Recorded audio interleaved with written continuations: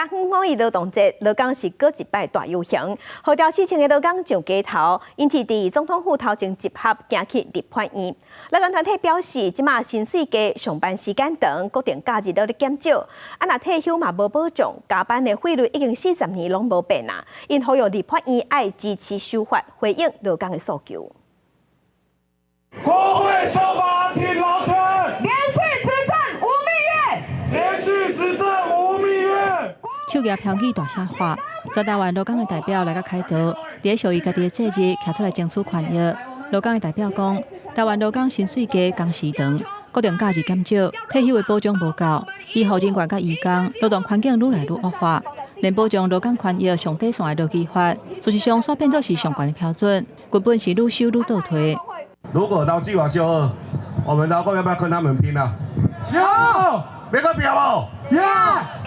劳团讲到特别接劳动部长的何培山，朱总统热称着，甲民进党团总召集人郭建明是要予劳基法愈修愈倒退的3个人，而且搬行动局来甲因口说。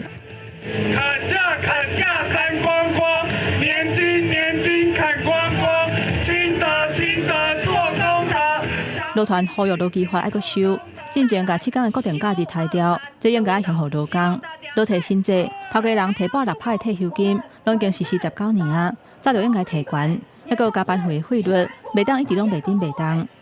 40年来，加班费都没有去调整，希望也透过这个机会，针对加班费要做一个修正。所来游行的队伍去立法院外口，拿着白3党的党团，嘛派代表听劳工的心声。主办单位嘛准备2粒球。为队伍的上尾，慢慢咧到舞台头前，要求各党团伫选举进前挺劳工的政治承诺，都要照拼照行。别摆烂，别摆烂，挺劳工，挺劳工，要修法，要修法，护劳权，护劳权，别摆烂。落尾下任的总统蔡英文，透早伫人面册甲劳工讲辛苦啊，强调伊执政8年，持续提升劳工的权益。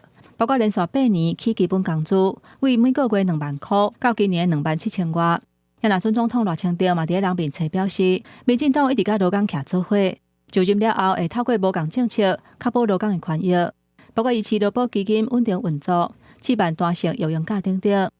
记者综合报道。